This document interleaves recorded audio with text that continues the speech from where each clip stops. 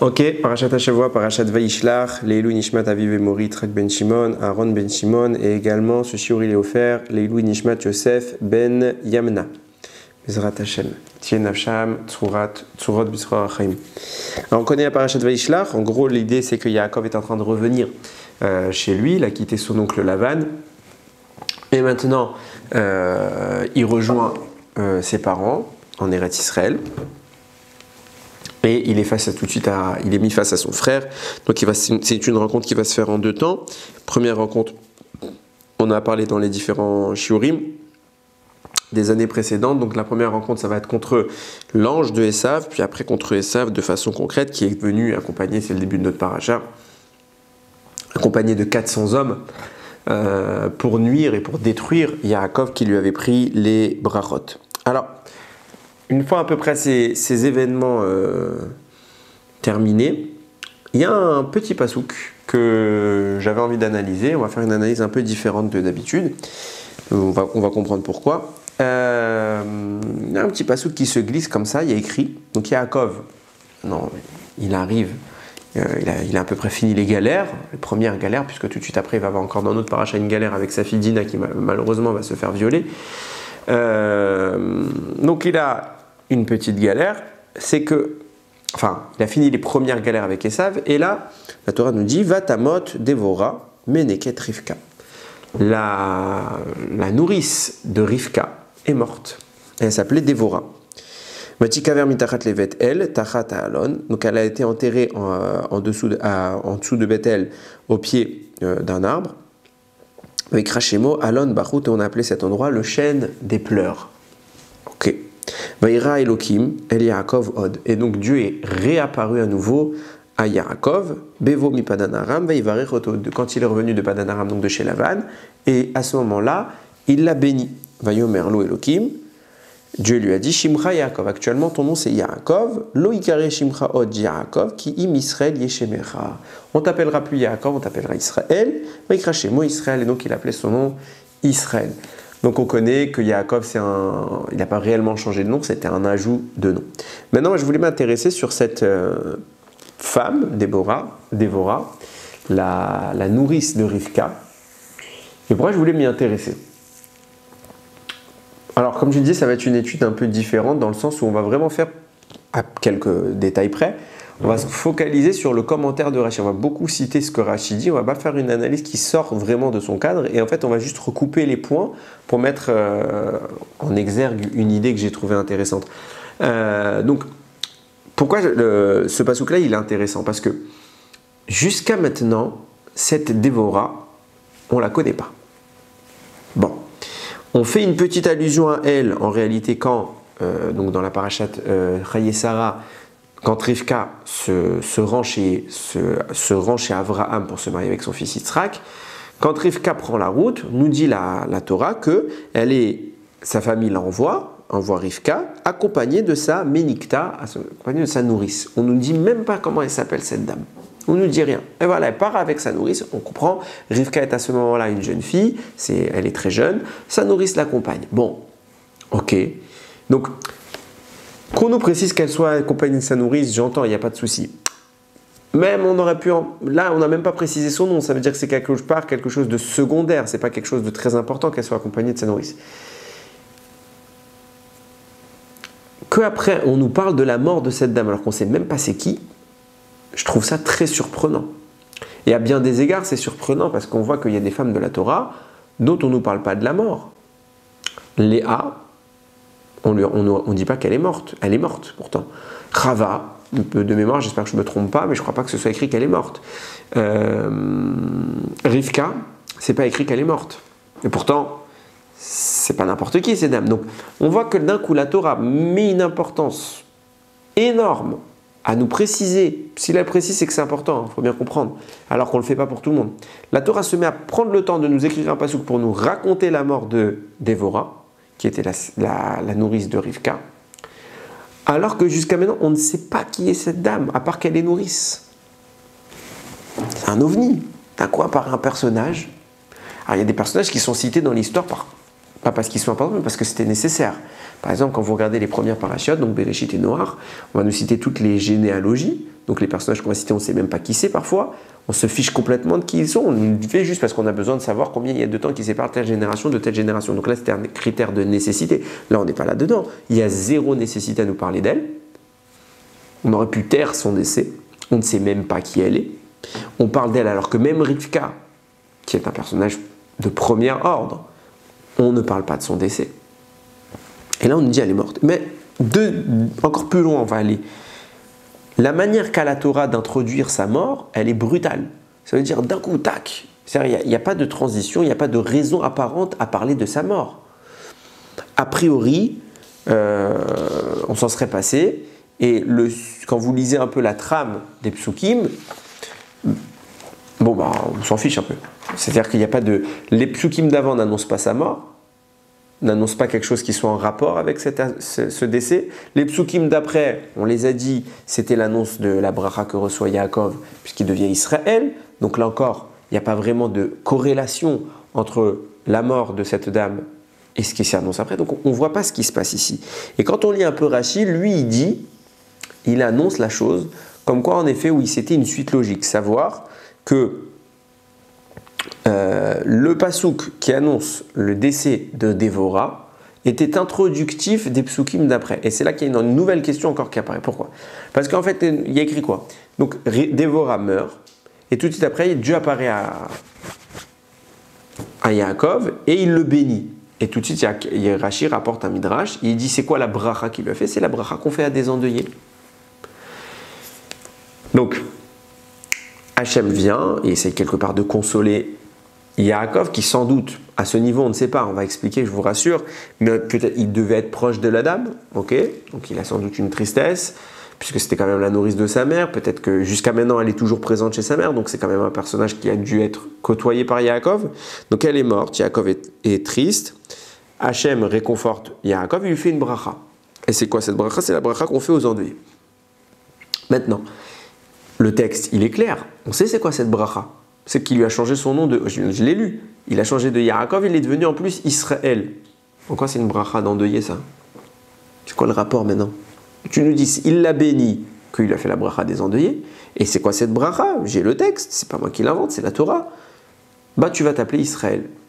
Bah, encore une fois. En quoi c'est une bracha d'endeuillé? Donc, je ne sais pas si j'arrive à faire bien sentir le problème. C'est que ce pasouk, c'est un ovni qui s'intègre, qui s'insère au milieu d'un passage qui n'a rien à voir. On ne comprend même pas pourquoi on nous parle d'elle. Et alors, j'ai envie de vous dire, et alors elle est morte. Alors, c'est pas une bonne chose, mais il y a plein de personnages qui meurent et on ne nous en parle pas. Pourquoi on s'adresse à nous en disant, attention, message brutal dans le texte qui n'a ni rapport avec avant, ni rapport avec après, elle est morte.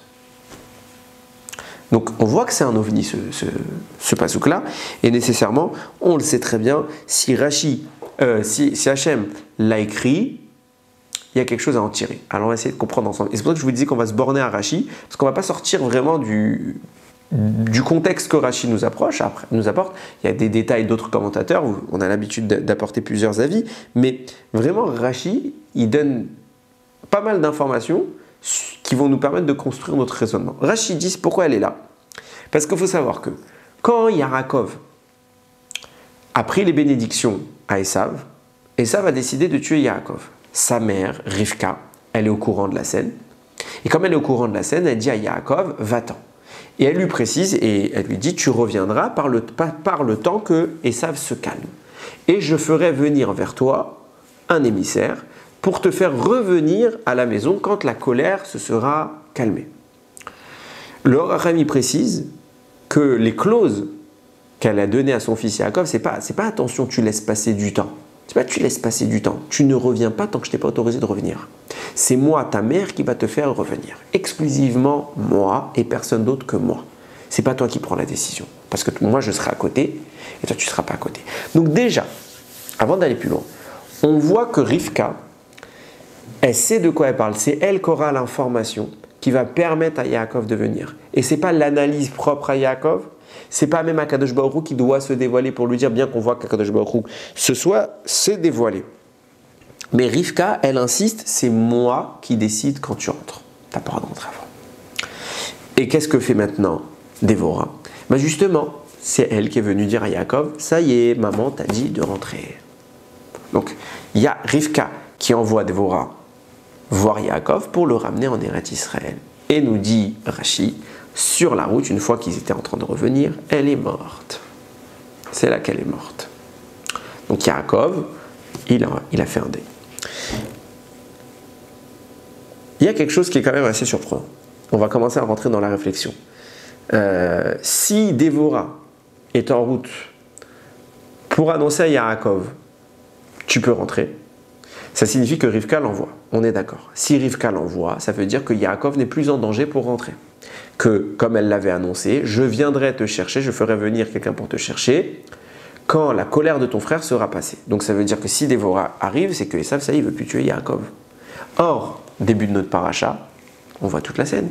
Esav arrive avec 400 hommes. Donc Esav vient, et ces 400 hommes, ils ne sont pas venus pour faire la déco, ils ne sont pas venus pour faire la fête avec Yaakov, c'est des mercenaires qui sont venus pour le tuer. Donc Esav veut toujours tuer Yaakov. Pourquoi t'envoies Dévorah alors? Pourquoi tu dis à Yaakov de rentrer? Dis-lui de reste. Le deal c'était quoi? C'était quand ton frère sera calmé, je te fais revenir. Là, il n'est pas calmé. Alors Rivka, peut-être elle s'est trompée, on pourrait dire qu'elle s'est dit, ça fait 22 ans qu'il est parti, je me doute qu'enfin mon fils Esav, il a pris un peu de réflexion et qu'il veut plus tuer Yaakov. Mais pas du tout. Parce que si c'était un problème de temps, 22 ans c'est quand même long pour calmer une colère. Elle aurait pu attendre 5 ans, 6 ans, 7 ans comme c'était le deal initial. Non, 22 ans. Ça veut dire que si maintenant elle a choisi ce moment, c'est qu'elle est sûre qu'il n'y a plus de danger. Pourtant il est arrivé ça avec 400 hommes. Donc il y a un danger. Et donc on pourrait penser, Rivka s'est trompée. Non, elle ne s'est pas trompée. Pourquoi elle ne s'est pas trompée? Parce qu'il faut comprendre d'où est sait Rivka Birchlal qu'il y a un danger. D'où c'est apparu qu'il y avait un danger. On lit le texte. Quand Esav prend la décision de tuer Yaakov, il écrit Vaistom Esav et Yaakov à la Beracha. Esav, il a pris en colère, en haine, Yaakov pour la Beracha qu'il lui a pris, Asher Berecho Aviv, que leur père les a bénis. Vayomer Esav Belibo. Esav se dit en son cœur, donc ça veut dire il parle dans sa tête, il pense. Il crie Vous aimez Evel Aviv, Ve'arga et Yaakov. Approche les jours du deuil de mon père, donc quand Yitzhak va mourir, je tuerai Yaakov. Donc c'est dans sa tête que ça se passe. Vayugad le Rivka et divrei Esav bena agadol. Et il a été rapporté, il a été dit à Rivka les paroles de Esav, son grand-fils. Je ne comprends pas, qui t'a dit? Rachid le note tout de suite, il dit je ne comprends pas, c'était dans son cœur. Qui va lui rapporter ce qui se passe dans le cœur de son fils? Elle n'a pas entendu, personne n'a entendu. Il y a des avis qui disent il a parlé à voix haute. Non, le texte c'est pas ce qu'il dit. Le texte dit il a pensé en lui. Donc personne n'a entendu. D'où Rivka et c'est Rachid dit prophétie. On annonce à Rivka prophétiquement il y a un danger. Et pourquoi on lui annonce une prophétie? C'est pas pour le folklore, c'est parce qu'il faut qu'elle agisse et qu'elle protège Yaakov. Donc elle lui dit dégage, il y a un danger, je te protège. Donc on voit bien que l'objectif d'Akadosh Baruch Hu dans cette histoire, c'est d'informer Rivka pour qu'elle agisse. Donc elle ne se trompe pas. Si Hachem a pris à cœur d'avertir Rivka, il y a un danger, il ne faut pas que Yaakov arrive, reste à côté d'Esav, éloigne-le.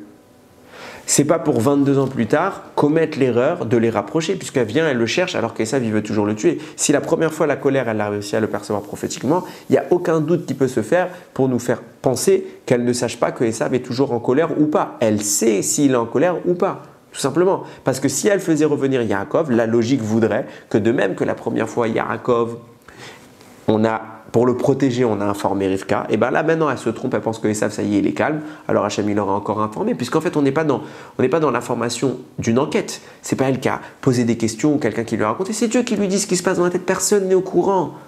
Donc, s'il lui a dit la première fois, c'est qu'il fallait qu'elle sache pour protéger Yaakov. Donc là aussi, il y a lieu de protéger Yaakov. Et il est impossible de penser qu'Akadosh Baruch Hu, d'un coup, il va plus communiquer avec elle pour lui dire vas-y, c'est bon, je veux qu'Yaakov y meure. Si la première fois il est intervenu, c'est sûr que Rivka est au courant, parce qu'encore une fois, on n'est pas dans la dimension de ce qu'elle a perçu d'elle-même. C'est des choses qui lui ont été dévoilées par le ciel. Donc si elle perçoit la colère de Esav, elle perçoit réellement ce qui se passe dans sa tête. Elle sait réellement qu'il est en colère. Donc si elle le savait à l'époque de la bracha il y a 22 ans, elle le sait toujours. Donc si maintenant Rivka décide d'envoyer Dévorah, pour faire revenir Yaakov, c'est que Rivka est persuadée qu'il n'y a plus aucun risque. Et c'est pour ça qu'elle envoie sa servante. Pourtant, Parashat Vayeshev, Parashat de la semaine prochaine, la Torah donne une autre raison au retour de Yaakov. Il y a écrit que Yaakov, il s'est installé, okay, et Rashi tout de suite, c'est au chapitre 37, là-bas, premier verset de la Parashat Vayeshev, il y a écrit là-bas. Donc on compare ça à quoi? C'est un machal qui est d'ailleurs très souvent utilisé pour parler de Hanouka, pour faire le pont entre notre paracha et Hanouka, bien que je ne vais pas le faire maintenant. Il y a écrit, on compare ça à un marchand de lin qui rentre, il y a un chameau qui est rempli de lin. Et le forgeron, il arrive, il dit, mais attends, on va faire quoi de tout ce lin? Il y a énormément de quantité de lin, on ne sait pas quoi faire avec ça. Il lui dit, il y a un petit caga, un petit malin, il lui dit, il y a une solution. Envoie une petite étincelle. Le lin, il va brûler, et voilà, tu n'as plus de lin, tu as toute la place. C'est un machal, c'est un exemple. Qu'est-ce qu'on vient de dire par là? Yaakov, il avait très très peur de Esav, parce que la Torah nous a raconté à la fin de notre paracha, à nous, tous les rois de Esav, tous les princes, les champions de chez Esav. Yaakov, il dit, mais comment je vais pouvoir les battre un jour, ceux-là? Ils sont trop nombreux. Et vient Rashi nous dire, ce midrash-là, pour dire, mais t'inquiète pas, tu vois, là, le lin, il était grand sur le chameau. Qu'est-ce qu'il fallait faire? Il fallait envoyer une petite étincelle. C'est quoi cette petite étincelle? Et les Toldot, Yaakov, Yosef. Voici les descendants de Yaakov, Yosef. Nous dit Rashi, au nom du Midrash, il cite les Psukim, Esav, il est appelé comme de la paille, du foin, tandis que Yaakov, il est appelé une torche, une flamme, et Yosef, il est appelé une bougie. Enfin, c'est plutôt Yaakov, c'est le feu, et Yosef, il est appelé la flamme. Que sorte une petite étincelle de la flamme et qu'elle brûle tout ce que contient Esav. En clair, qu'est-ce qu'on est en train de nous faire comme allusion? C'est vrai que Esav, il est très fort. C'est vrai que Yaakov aussi, il est très fort. Et Yaakov se pose la question, mais comment je vais pouvoir battre une telle quantité d'ennemis? Nous dit, la réponse se trouve en Yosef. Yosef est l'antidote à Esav. Et lui, c'est la petite étincelle qui va sortir de chez Yaakov pour aller brûler tout le lin, tout le foin, tout ce que tu veux, tout ce qui représente les forces du mal que Esav incarne. En clair, le leitmotiv de Yaakov en quittant Lavan et en rentrant chez ses parents, c'est qu'en réalité il se dit, il y a Yosef, je suis tranquille. Et d'où tu as su ça? D'où tu as su que Yosef c'était la clé de la victoire? Eh bien justement, c'est Rivka qui te l'annonce. Pourquoi? Rivka est bien au courant. A priori, il suffit de corréler les informations que Rashi nous donne. Si Rivka envoie Dvorah pour aller libérer, pour faire revenir Yaakov, on va y arriver, je rappelle que je m'embrouille tout le temps dans les noms, Mechila d'avance. Donc, si Rivka envoie Dvorah pour aller chercher Yaakov, c'est qu'elle sait ce qui va se passer, que c'est pas dangereux. Pourquoi? Elle sait toujours que son fils il est en colère. Il n'y a pas de problème, puisqu'on a vu qu'elle arrivait à lire dans son cœur. Quand ils savent qu'il décide dans son cœur de tuer Yaakov, elle le sait. Donc elle sait toujours s'il est en colère, puisque la preuve en est, il est en colère, donc c'est pas un problème pour elle de savoir est-ce qu'elle sait ou elle sait pas. Elle sait qu'il est en colère. Seulement il y a quelque chose qui a changé, c'est que l'ennemi de Esav, l'antidote à Esav, ce qui permettra sa destruction, ce qui permettra à Yaakov de pouvoir faire face à Esav, la tête haute et à rester victorieux, c'est Yosef. Et maintenant que Yosef est né, elle n'a pas peur pour son fils, donc elle envoie Dvorah, et c'est elle qui annonce à Yaakov, rentre, ah mais maman, il y a 400 hommes, il veut toujours me tuer, tu t'es planté. Je ne me suis pas planté, c'est vrai, il veut toujours te tuer, mais tu n'es plus en danger. Il y a Yosef, nous dit la Torah, Yosef est l'antidote à Esav. Donc tu es tranquille mon fils, tu peux rentrer. Ça nous fait quand même remarquer une idée que je trouve importante, c'est que sur le long de l'histoire, on voit qu'il y a quand même un chef d'orchestre. Ce chef d'orchestre, c'est Rivka. Elle a à cœur de mettre en place Yaakov, et de démettre Esav de ses fonctions. Et elle ne le fait pas qu'à moitié, donc c'est elle qui va mettre en place toute l'affaire des brachot, c'est elle qui intervient. C'est elle qui va, suite à ça, mettre en place la sécurité pour Yaakov.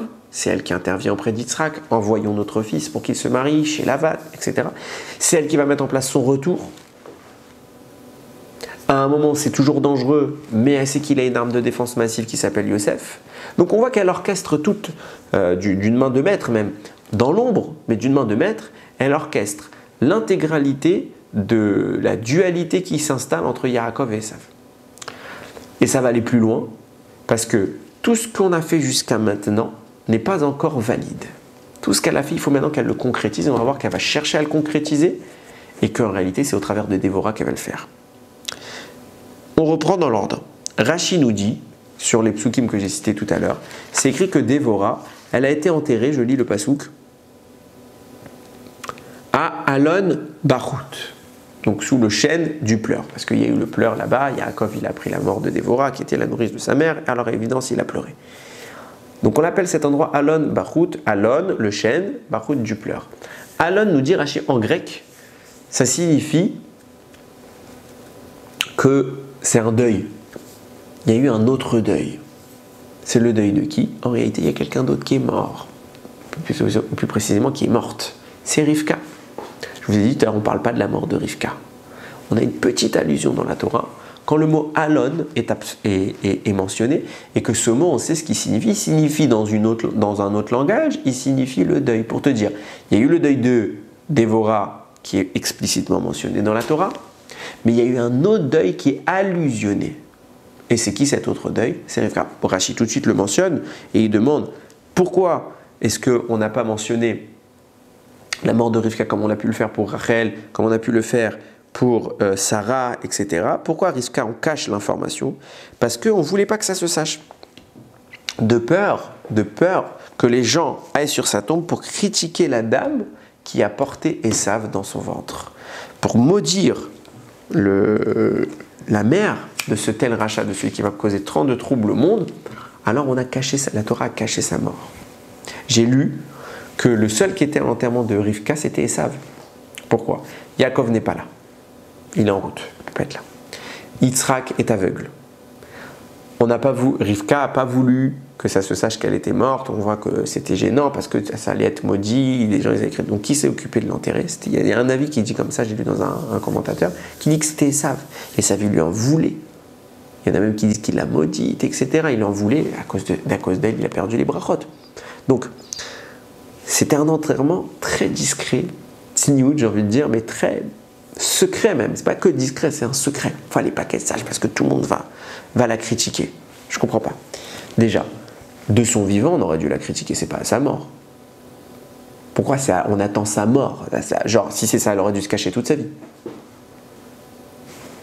Pourquoi tu attends? Pour la mort, ça change quelque chose. Si on voulait la maudire, on pouvait la maudire de son vivant. Deuxième point. C'est pas la seule qui est sa mère. Donc ça veut dire quoi? Bien sûr, on la critique, c'est la mère. Déjà, elle y est pour rien. Son fils est un rachat, c'est pas elle qui a fait de lui un rachat. Elle l'a éduqué dans la Torah, dans les mitzvot, à l'évidence. C'est pas une pourriture, c'est une tzadékette. Donc, on se doute de l'éducation qu'elle a tenté de fournir. On voit bien ce que ça a donné chez Yaakov. Donc on se doute bien que ce n'était pas une mauvaise mère. D'accord? Si ça va mal tourner, c'est parce qu'il a voulu lui mal tourner. D'accord.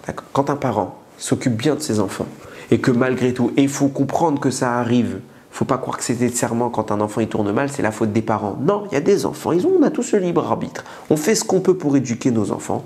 Ça marche, inématov. Ça marche pas, inématov. Pareil, c'est pas de notre faute. Si on a fait ce qu'il y avait à faire, c'est quelqu'un qui n'a pas fait ce qu'il avait à faire, c'est pas de sa faute. Mais là, on voit que c'est une dame qui a fait ce qu'elle avait à faire. Quoi. Son fils, il est rachat de son propre chef. Elle, il peut quoi? Deuxièmement, je disais, il n'y a pas que elle dans l'histoire, il y a Yitzhak. Yitzhak aussi, on aurait dû dire, on va enterrer en secret Yitzhak, de peur qu'on le maudisse, qu'il a fait un enfant comme Esav. Non, lui, Yitzhak, il est pénard. Tout tombe sur elle. Et au moment de sa mort, juste elle, il n'y a que elle qui est fautive. Tout ce qui s'est passé dans le monde, tout Esav, c'est elle. C'est quoi cette histoire? Et le pire, c'est que quand vous allez dans le fond des choses, on voit qu'elle est d'accord avec ça, parce qu'elle-même, elle s'accuse. Si vous lisez, on va faire le commentaire du Gaon de Vilna, elle-même s'accuse de Esav.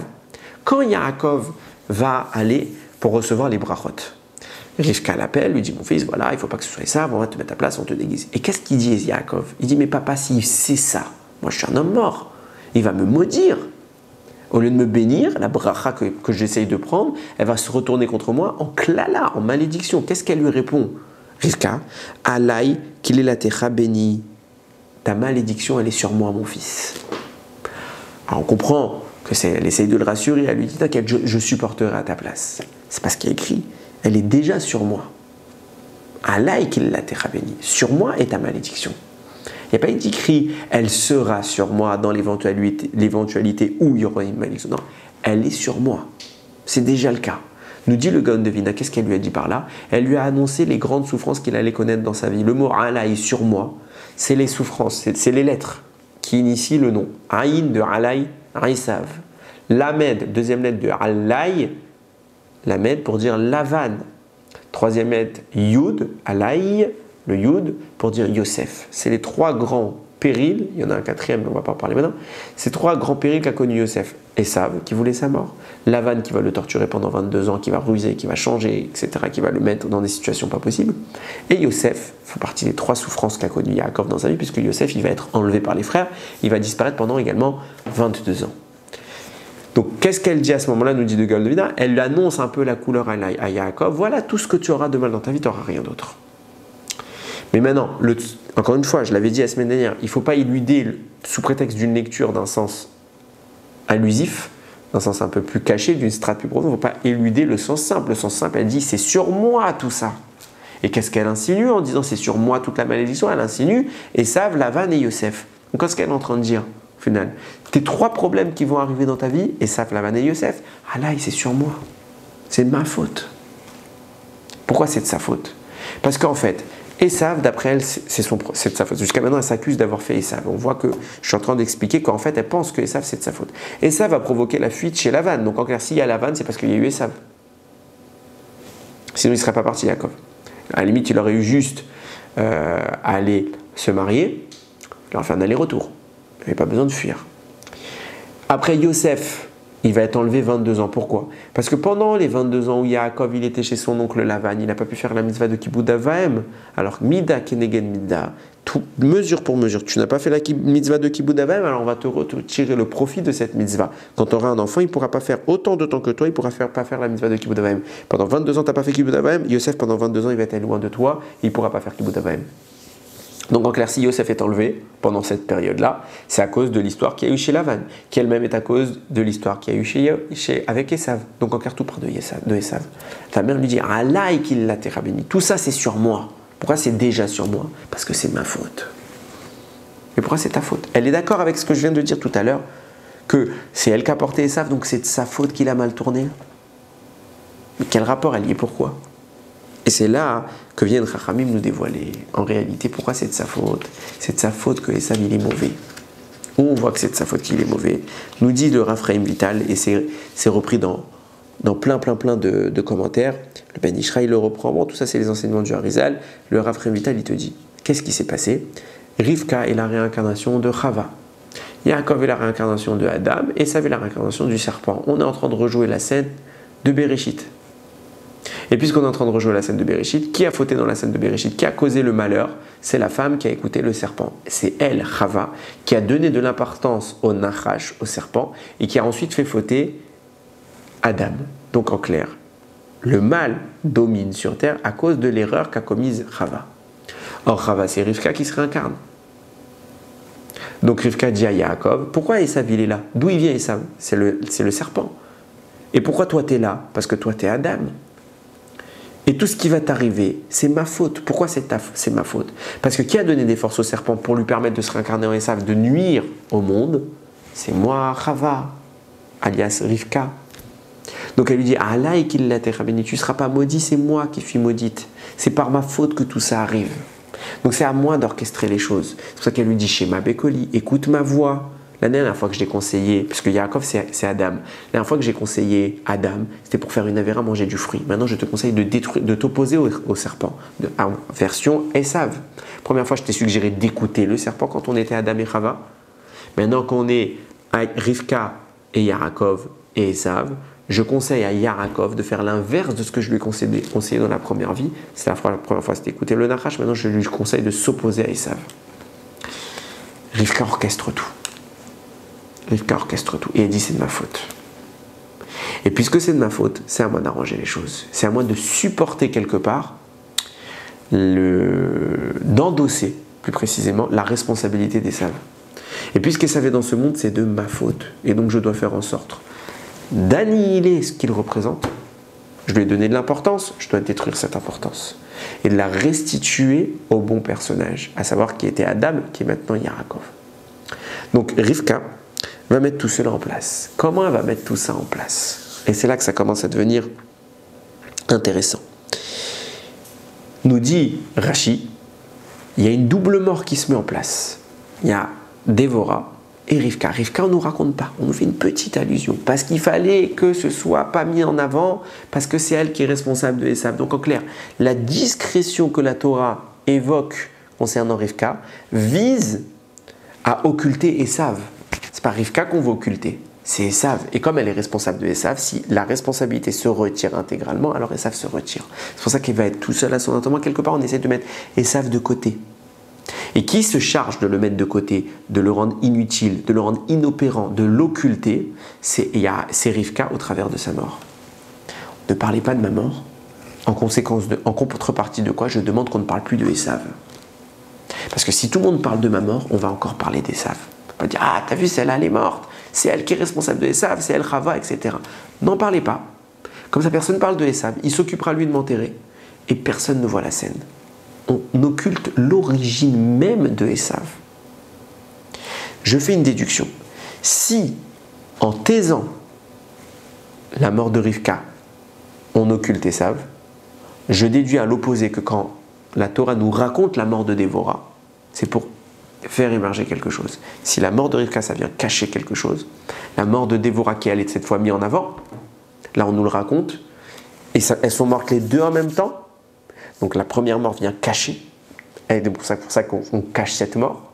Et la mort qui est cette fois révélée, je déduis qu'elle vient pour révéler. Elle vient révéler quoi? Si la mort de Rivka vient cacher, on nous dit ce qu'elle cache, elle cache Esav. Je déduis donc que la mort parallèle, celle de Dévora, qui elle vient révéler à Yaakov. Et c'est là que Dévora entre en scène. Dévora va être le personnage qui révèle Yaakov, et c'est pas Rivka qui va le révéler, c'est Dévora. Pourquoi? Alors, quand vous lisez le texte, quand Eliezer va chercher Rivka, il y a écrit, donc Rivka apparaît, Ve'anara tovat mare meod, la jeune fille était très belle d'apparence, Betula, vierge, Ve'ish lo yedara, elle n'a connu aucun homme. Rashi sur place fait un commentaire, contrairement aux jeunes filles, aux filles en général, qui vivait à côté d'elle dans son entourage, elle est restée pure. Elle ne s'est pas donnée à la débauche. Elle s'est donnée à la débauche, à toute forme de débauche. Il faut lire le Rashi, c'est sale. Elle est restée normale. Elle ne s'est pas approchée. Moi, je me suis posé une question. Je me suis dit, attends, waouh, c'est extra. C'était une petite. J'ai ramené il y a deux avis sur son âge. En fait, c'est un seul avis. J'avais amené dans le premier livre de Bereshit, mais bon. Restons dans le simple, sans rentrer dans le Dvar Torah qu'on avait fait. Ceux qui voudront le lire peuvent le lire dans le Dvar Torah de Bereshit. Il y en a qui disent qu'elle avait 3 ans.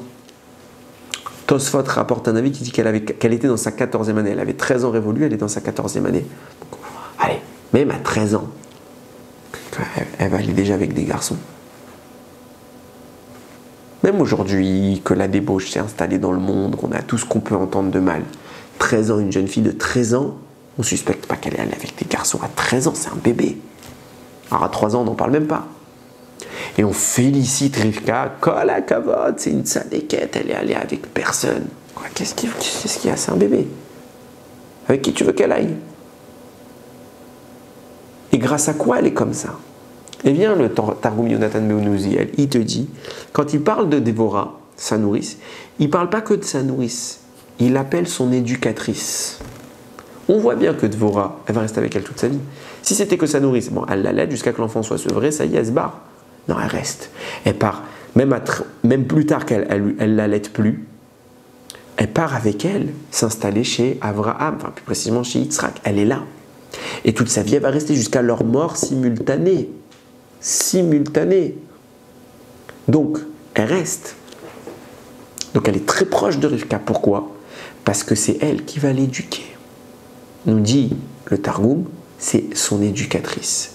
Ça veut dire, quand la Torah t'atteste que Rivka c'est une tzadékette parce qu'elle est allée avec aucun homme, je ne pense pas modestement que ce soit les actes qui est compté, c'est qu'elle ne serait pas allée avec un homme. C'est-à-dire qu'elle n'a jamais eu l'intention de le faire, c'est pas quelque chose qui était dans ses mœurs. Comment ça, c'est pas quelque chose qui était dans ses mœurs? On voit que Rashi critique les autres femmes, ça veut dire que dans les mœurs locales, tout le monde faisait ce genre de choses. Mieux que ça, peut-être que même dans la famille de Rivka, on faisait ce genre de choses. Et là, non, Elle, on te dit, elle n'aurait pas fait ce genre de choses. Pourquoi elle n'aurait pas fait? Parce qu'elle a été élevée par une dame qui s'appelle Dvorah et qui, elle, lui a appris que ce genre de choses ne se font pas. Et elle a distingué Rivka de toutes les autres femmes qui l'entourent. Parce que ce n'était pas que sa nourrice, c'était son éducatrice, elle qui a éduqué à la place de sa propre mère, elle a éduqué Rivka. C'est pour ça qu'elle va la garder avec elle toute sa vie, elle va rester à côté d'elle, elle va la surveiller. Est-ce qu'elle suit Torah de mitzvot, etc. C'est elle qui va faire l'effort de transformer quelque part la nature du monde dans lequel évolue Rivka, qui est négative, vers une chose positive. Elle s'appelle Dvorah. C'est elle qui fait cette transformation. D'ailleurs, c'est intéressant de le noter. Les deux critères dont on parle, Dvorah. Dvorah, ça veut dire une abeille. Qu'est-ce que c'est que l'abeille? L'abeille, c'est l'animal impur. C'est un animal non cachère, c'est un insecte, qui a la capacité de produire quelque chose non seulement de succulent qui s'appelle le miel, mais qui est cachère. Vous trouverez nulle part un animal non cachère dont le produit est cachère. Ça n'existe pas.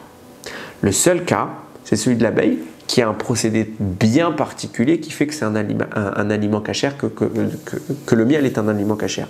Seulement, on voit que ça reste quand même l'intervention d'un animal pas cachère. L'abeille est donc à cette particularité d'être quelque chose d'impur, qui crée le bon et le pur, puisque c'est cachère. Mieux que ça, donc elle s'appelle Dvorah, elle symbolise l'abeille fondatrice de cette transformation. Mieux que ça, c'est sa nourrice. Qu'est-ce que c'est qu'une nourrice? C'est une femme qui allait. Or, le lait, c'est intéressant de le noter. D'où vient le lait? Il vient de la nourriture. La dame mange, boit, et elle fabrique du lait. Maintenant, on comprend bien que la nutrition, c'est de la destruction. Quand vous mangez quelque chose, vous le mastiquez, vous le disséquez au plus haut point, et jusqu'à ce que ça devienne de toutes petites molécules, que le corps va réagencer pour faire ce qu'il a besoin. Donc d'abord, on détruit l'alimentation, la nutrition, et puis après, on la remodèle. On en refait quelque chose de nouveau. Donc en clair, manger, c'est la mort, c'est la destruction. Quand on mange de la viande, c'est un animal qui est mort. Quand on mange du poisson, c'est un animal qui est mort. Pareil pour la volaille. Quand on mange des fruits et des légumes, c'est également la mort. On a détaché le fruit de sa source de vie. Le fruit, s'il est laissé, maintenant il va périr. Plus précisément pourrir. Donc, le lait qui est produit de là, c'est la capacité de transformer la destruction en un aliment de construction, puisqu'il va nourrir le début de la vie de l'humain. Un bébé boit le lait.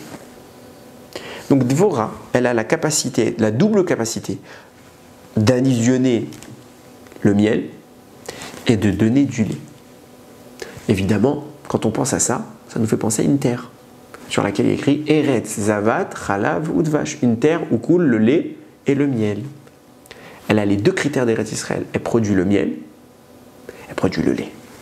Et quand le Passouk parle de la première fois qu'il s'est écrit, toute première fois qu'on parle de Eretz, Zavat, Chalav ou Dvash, c'est dans Shemot, au début de Shemot, il est écrit comme ça, Hachem annonce à Moshe Rabbeinu qu'il va sauver le Ham Israël, va Ered Leatzilo, Miad Mitzrayim, je vais descendre pour le sauver de la main de l'Égypte, ou la Haloto Minha Aretzaï, pour le faire monter de cette terre qu'est l'Égypte, elle Ered Sovochava vers une terre bonne et large, elle Ered Zavat Chalav, une terre où ruisselle le lait et le miel. Et après, il te précise le même pasouk. Elle met comme à Kenani, Vachiti, Vamori, Vachiperizi, Vachivé aussi. Dans l'endroit des Kénanéens, des Chitim, etc., tous ces peuples-là. Je précise qu'à plusieurs endroits dans la Torah, on regroupe tous ces peuples-là sous l'entité qui s'appelle Kénaan. Il y a Kénaan, on le distingue de ces peuples. Mais en réalité, le peuple, la terre s'appelle Kénaan. Or, Kénaan, c'est la malédiction. C'est une terre maudite. Pourquoi? Parce que Kénaan, c'est le petit-fils de Noach, et Noach a maudit Kénaan. Il est écrit comme ça, Vayomer, Arour Kénaan, il a dit à Noach, maudit soit Kénaan, et Ved Avadi Miyelechav, ce sera l'esclave de ses frères. Ça veut dire que c'est la connotation de la malédiction. Or, où est-ce que la Torah a mentionné la bénédiction d'Eretz Israël? Immédiatement corrélée avec la malédiction du peuple qui y vit. Kénaan est un peuple maudit. Et on te parle, là où vit ce peuple, on te parle d'une bracha. Pourquoi? Parce que Eretz Israël, c'est justement la transition de la malédiction vers la bénédiction. C'est une terre où vivent des peuples maudits, où la bracha ne résiste pas, mais pourtant elle va faire émerger le Ham Israël. Et là-bas, il y aura du lait et du miel. Cette même parabole, ce même symbolique qui se met en place sur Dévorah, qui elle fait le lait et le miel, cette même symbolique se met en place sur Eretz Israël. Et moi, je vous ai dit quoi tout à l'heure? Je vous ai dit que l'objectif de l'annonce de la mort de Déborah, c'était exactement l'inverse de celui de la discrétion imposée pour la mort de Rivka. Rivka se cache sa mort pour occulter Esav, tandis que Dvorah révèle sa mort pour faire émerger Yaakov. Et tout à l'heure, j'ai dit quoi? Quand on a lu les psukim, que Akadosh Baruch Hu, il a béni Yaakov en annonçant la mort de Déborah. Tout de suite après, il y a écrit que Dieu apparaît à nouveau devant Yaakov. Vaïvarechoto, il le bénit. Rachid nous disait, c'est quoi cette bénédiction? C'est la bénédiction des endeuillés. En quoi c'est une bénédiction des endeuillés? Il lui a dit, tu vas plus t'appeler Israël, Yaakov, tu vas t'appeler Israël. C'est pas une bénédiction des endeuillés. Réponse si. Parce que justement, la mort de Déborah est ce qui crée les conditions de la terre d'Israël. Et ce qui crée les conditions de la base de vie du peuple qui s'appelle Israël, de son environnement, de son climat naturel. Et c'est là que le peuple d'Israël peut émerger. Qu'est-ce qui se passe? En mourant, qu'est-ce qu'elle nous dit la Torah? Elle vient faire émerger Yaakov. Et Hachem lui dit, je vais te donner la bracha du deuil que t'impose la mort de Déborah. C'est quoi cette bracha? C'est l'objectif de sa mort. Sa présence à tes côtés, viser l'objectif qu'avait ta mère Rivka, de te faire émerger, d'annuler Esav complètement et de te faire émerger. Or, jusqu'à maintenant, certes, Yaakov, il a pris les brachot. Certes, il a vaincu l'ange d'Esav, l'ange du mal, qui lui-même lui a dit, tu t'appelleras Israël. Mais Hachem ne lui a pas dit ça. Tant qu'Hachem n'a pas validé, la bracha, pourquoi il s'appelle Israël? C'est un ajout de nom, parce qu'il vient récupérer toute la substance qu'il y avait chez Esav qui a mal tourné. Il récupère et il incorpore en lui cette substance, cette énergie. Jusqu'à maintenant, Yaakov est béni, il a de l'aide, il a tout ce que vous voulez. Mais il n'a pas récupéré la bracha d'Akadosh Baruch Hu qui lui dit « La force de Esav, je te la transmets. » C'est pas terminé, il y a eu un combat, tout est mis en place. Maintenant, il faut ouvrir la porte. Qui ouvrira la porte à Akadosh Baruch Hu quand il va le bénir? Il va dire « Voilà, ça y est, je te bénis et je te fais appeler Israël. » Pourquoi maintenant? Il s'est passé quoi dans la vie de Yaakov de nouveau? Il a grandi, il est devenu plus fort? Non. Il s'est passé que Dvorah, elle est venue et elle a annoncé tout le cheminement de Rivka. Rivka lui dit rentre à la maison parce que ça y est, l'arme fatale qui va détruire Esav est née. C'est Yosef. Maintenant que Yosef est présent, tu peux t'opposer à Esav. Et puisque tu peux t'opposer à Esav, alors moi, Rivka, je peux m'occuper de détruire Esav. Le point faible est né. Donc je vais te faire disparaître ma mort. On ne va pas parler d'elle pour qu'on fasse disparaître Esav parce que ma mort aurait amené à ce qu'on parle d'Esav. Mon existence a amené à Esav. Alors ma non-existence fait disparaître Esav. Elle meurt dans le silence, dans la discrétion, et Esav se retire.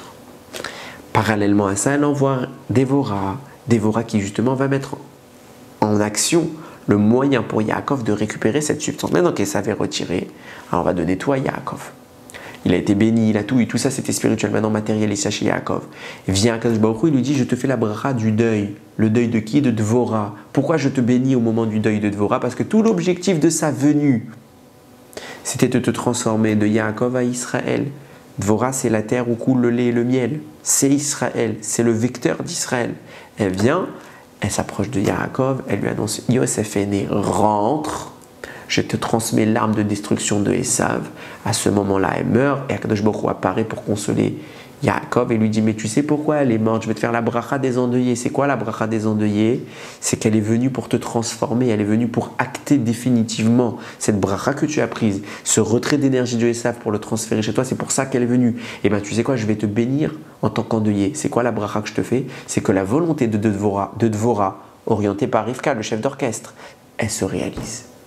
Maintenant et pas avant. Tu passes de Yaakov, qui connotait la bassesse, le talon, à Israël, qui connote la royauté, le spirituel, la grandeur. Tout ça par le mérite de Dvorah. Parce qu'elle a su éduquer Rivka, la transformer du mal de son environnement vers quelque chose de bien. Alors c'est elle qui va révéler Yaakov. J'ai trouvé cette idée, personnellement, extraordinaire. J'ai trouvé ça tout simple, c'est un pasouk. Vous voyez, on n'a pas ramené des milliards de commentaires, on a cité quelques rachis, tout au plus un Or HaChaim et un Gaon de Vilna. C'est pas énorme, on est resté vraiment dans Rashi. Mais j'ai trouvé cette idée extraordinaire de recouper les informations et de faire émerger qui était ce personnage. Pourquoi la Torah se prend la tête à nous écrire un tout petit pasouk de rien du tout, pour un personnage qui a priori n'était rien du tout, mais qui s'avère finalement ô combien important. Et je pense deux choses sur ce point. Non seulement le premier, c'est combien chaque lettre, chaque psukim de la Torah, il a sa valeur. Et le deuxième point, Deuxième critère. Vous voyez comment cette Dévorah, qui est restée dans l'anonymat le plus total, s'est évertuée à élever Rivka. Et qu'est-ce qu'elle a réussi à faire de ça? Qu'est-ce qu'elle a réussi à faire de ça? Elle a réussi à faire Yaakov de ça. Chaque instant qu'on peut passer à éduquer nos enfants, c'est extraordinaire. De ça peuvent sortir des fruits merveilleux. On se fatigue, c'est ingrat, on ne voit pas les fruits tout de suite. Mais des années plus tard est né Yaakov. Des années plus tard, ce Yaakov est devenu Israël. Il a annihilé la faute de Adam et Chava à son niveau. C'est pas extraordinaire? Parce qu'il y a une dame qui s'appelle Dvorah qui est restée dans l'ombre tout ce temps. Akadosh Baruch Hu, il a voulu lui rendre un peu la gloire qui aurait dû être la sienne, la femme qui a agi dans l'ombre et qui a fait tant de bien. Je pense que c'est un message aujourd'hui pour nous. Ce n'était même pas la mère de Rivka. C'était même pas la mère de Yaakov. Et combien c'est investi pour eux. Et voilà ce que ça a donné. Alors, on a toujours l'opportunité, évidemment, dans notre cercle familial, de s'occuper de nos enfants. Il faut le faire. Il n'y a pas besoin de porter une kippa sur la tête et une barbe. Dans mon cas, ce n'est pas vraiment le cas. Mais bon, d'avoir une barbe pour vous expliquer qu'il faut éduquer ses enfants. Mais je pense que l'éducation va beaucoup plus loin. Je pense que notre entourage aussi, on peut, à moindre mesure, l'éduquer. Qu'est-ce que j'appelle une éducation? On n'est pas leurs parents, on n'est pas là pour leur donner des ordres. Mais on peut montrer l'exemple. On peut inciter les gens à faire le bien. On peut donner envie. Quand vous êtes vous-même exemplaire, quand vous-même vous respirez ce que vous dites, à savoir vous respirez la Torah, vous respirez la bonté, vous respirez la pureté, vous suivez ce cheminement qu'est la Torah, je pense intimement que l'exemple que vous véhiculez, il est bien plus puissant que toutes les paroles formelles que vous pourrez donner à un enfant ou même à un adulte. Quand on a envie de vous ressembler, alors là vous avez réussi la mission. En commençant soi-même à s'éduquer, on devient un éducateur pour les autres. On est un exemple vivant de ce que la Torah veut de nous. Et en éduquant les autres, voilà où ça peut amener. Alors, on fait souvent la réflexion sur les autres, on leur fait la morale. Commençons par nous remettre nous-mêmes en cause. Et quand nous-mêmes nous serons des exemples, alors il n'y aura pas besoin de faire la morale aux autres. Notre simple présence sera déjà un long témoignage, un grand sermon de ce que la Torah attend de nous et des erreurs de chacun. Si nous-mêmes on arrive à ça, on deviendra les plus grands éducateurs. Et peut-être que nous aussi on pourra voir plus tard les fruits de notre labeur, de voir la réussite des personnes qu'on a côtoyées, des personnes qu'on a su influencer vers le droit chemin. Yiratzon qu'on ait toujours ce mérite d'être des exemples, des lumières pour le Ham Israël, et que cette lumière elle jaillisse pour toujours, à jamais. C'est ce qui a donné le Ham Israël, c'est ce qui a donné Yaakov. Alors nous aussi, à notre petite échelle, soyons des lumières pour le Ham Israël. Baruch Adonai l'Olam, Amen ve Amen.